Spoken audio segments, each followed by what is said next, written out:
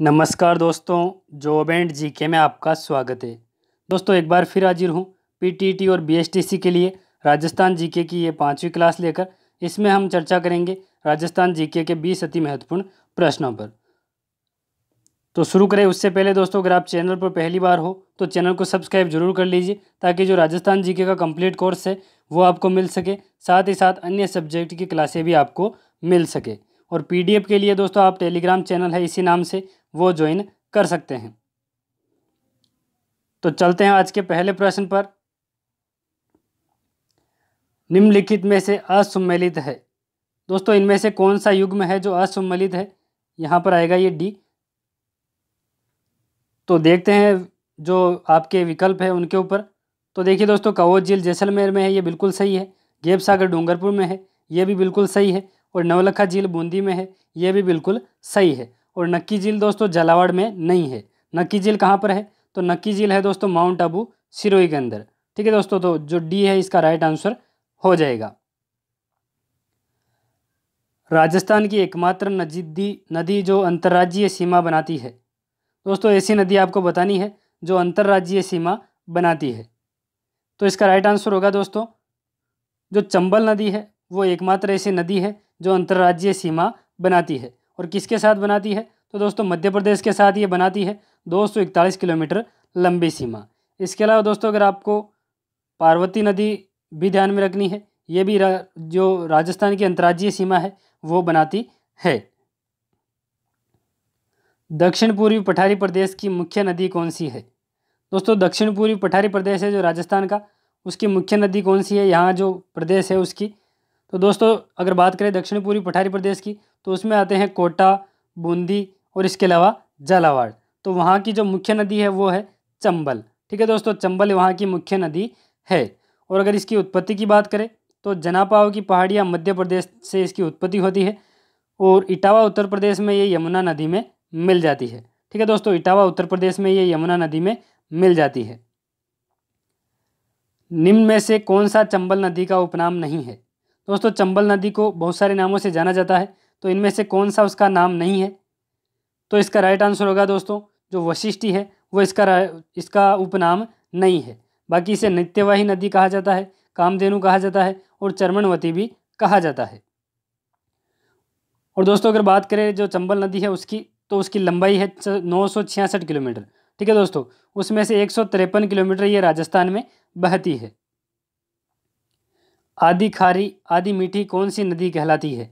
यानी कि आधे क्षेत्र में तो उसका पानी है वो मीठा रहता है और उसके बाद उसका पानी खारा हो जाता है। तो ये नदी है दोस्तों लूणी नदी। ठीक है दोस्तों, जो लूणी नदी है वो आधी खारी आधी मीठी नदी कहलाती है। क्यों? क्योंकि जो बालोतरा बाड़मेर है वहाँ तक तो इसका पानी मीठा रहता है और उसके बाद इसका पानी खारा हो जाता है। जाखम, सोम, हरण, मोरल किसकी सहायक नदियाँ हैं? दोस्तों जो सोम, जाखम, हरण, मोरल ये सभी किसकी सहायक नदियाँ हैं? तो इसका राइट आंसर होगा ये सारी की सारी माही नदी की सहायक नदियाँ है। और अगर बात करें माही नदी की तो दोस्तों मेहत झील मध्य प्रदेश से ये निकलती है। और इसकी सबसे इम्पोर्टेंट बात है ये दोस्तों कर्क रेखा को काटती है। ठीक है दोस्तों, ये कर्क रेखा को काटती है कौन सी नदी? माही नदी। कौन सी नदी कर्क रेखा को 2 बार काटती है? तो दोस्तों ये प्रश्न हमने चर्चा कर ली है, तो इसका राइट आंसर होगा दोस्तों जो माही नदी है वो कर्क रेखा को 2 बार काटती है। इसके अलावा दोस्तों जो इसकी लंबाई है वो है 576 किलोमीटर। अरावली के पश्चिम में बहने वाली एकमात्र नदी का नाम है? जो दोस्तों अरावली पर्वतमाला है उसके पश्चिम में बिल्कुल भी नदियाँ नहीं है, यही केवल एकमात्र नदी है। तो कौन सी नदी है? अति महत्वपूर्ण प्रश्न है। इसका राइट आंसर होगा दोस्तों जो लूणी नदी है वो अरावली के पश्चिम में बहने वाली एकमात्र नदी है। और अगर बात करें लूणी नदी की तो दोस्तों लूणी नदी निकलती है नाग पहाड़ अजमेर से। ठीक है दोस्तों, नाग पहाड़ अजमेर से ये निकलती है। घग्गर नदी के पाट को कहते हैं? दोस्तों जो घग्गर नदी है उसके पाट को क्या कहा जाता है? ये बार बार पूछा गया प्रश्न है और इसका राइट आंसर होगा दोस्तों घग्गर नदी के पाट को कहा जाता है नाली। ठीक है दोस्तों, उसके पाट को नाली कहा जाता है। इसके अलावा जो दोस्तों घग्गर नदी है उसको किस नाम से जाना जाता है? तो उसको जाना जाता है मृत नदी के नाम से। और जो सरस्वती नदी है उसी का यह अवशेष है। वह झील जिसके तट पर संगमरमर के 25 शिलालेख स्थित है। दोस्तों जो 25 शिलालेखों पर राज प्रशस्ति लिखी हुई है वो किस झील के किनारे स्थित है? तो इसका राइट आंसर होगा दोस्तों जो राज प्रशस्ति है 25 शिलालेखों पर, वो राजसमंद झील के किनारे पर स्थित है। और इसका जो निर्माता था वो था महाराणा राज सिंह। ठीक है दोस्तों, राजसमंद झील के अंदर ही, राजसमंद जिले के अंदर ही ये स्थित है। इसके अलावा जो तीनों झीलें हैं वो सारी की सारी ये उदयपुर के अंदर स्थित है। ये भी आपको ध्यान रखना है, पिछोला, फतेह सागर और जयसमंद। राज्य में किस नदी द्वारा अवनली का अपर्दन सबसे अधिक होता है? दोस्तों जो अवनली का अपर्दन है वो सर्वाधिक किस नदी के कारण होता है? तो इसका राइट आंसर होगा सर्वाधिक अवनली का अपर्दन होता है चंबल नदी के द्वारा। और आपने सुना भी होगा जो चंबल के बीहड़ है वो डाकुओं के लिए फेमस है, चंबल के बीहड़। ठीक है दोस्तों, तो बीहड़ भूमि का निर्माण ये कर देती है अवनली का अपर्दन के द्वारा। राजस्थान में चंबल नदी का प्रवेश सबसे पहले किस जिले में होता है? दोस्तों राजस्थान में चंबल नदी है उसका प्रवेश सबसे पहले किस जिले में होता है? इसकी जो उत्पत्ति है उसके बारे में हमने बात कर ली कि जनापाव की पहाड़ियों से ये निकलती है और इटावा उत्तर प्रदेश में ये यमुना में मिल जाती है। लेकिन राजस्थान में प्रवेश कहाँ पर करती है? तो दोस्तों राजस्थान में प्रवेश करती है ये 84गढ़ चित्तौड़गढ़ से। ठीक है दोस्तों, 84गढ़ चित्तौड़गढ़ से ये राजस्थान में प्रवेश करती है। राजस्थान में प्रवाहित होने वाली सबसे लंबी नदी का नाम है? दोस्तों केवल राजस्थान में ही प्रवाहित होने वाली आपको बतानी है जो पूर्णतः राजस्थान में बहने वाली है, यानी कि पूरी तरह राजस्थान में बहने वाली सबसे लंबी नदी कौन सी है? तो इसका राइट आंसर होगा सबसे लंबी नदी है बनास। ठीक है दोस्तों, जिसे वन की आस भी कहा जाता है और खमनोर की पहाड़ियाँ मध्य प्रदेश से ये निकलती है। राजस्थान के कौन से 2 जिलों में 3 नदियों का संगम स्थित है? यानी कि त्रिवेणी संगम कौन से 2 जिलों में स्थित है? तो देखिए दोस्तों, त्रिवेणी संगम की बात करें तो राजस्थान में 3 त्रिवेणी संगम है। और कहाँ कहाँ पर है? तो एक तो है बिंगोद भीलवाड़ा के अंदर, एक है बेणेश्वर डूंगरपुर में और एक है रामेश्वर घाट सवाई माधोपुर में। ठीक है दोस्तों, तो इसका राइट आंसर होगा, जिलों का युग्म बताना है तो ए। राज्य में खारे पानी की सर्वाधिक झीलें किस जिले में है? दोस्तों जो खारे पानी की झीलें हैं वो किसका अवशेष है? तो वो है 33 सागर का। और कहाँ पर सर्वाधिक है? तो दोस्तों नागौर में सर्वाधिक खारे पानी की झीलें स्थित है। राजस्थान में प्रवाहित होने वाली कौन सी नदी हिमालय की शिवालिक पर्वत श्रेणियों से निकलती है?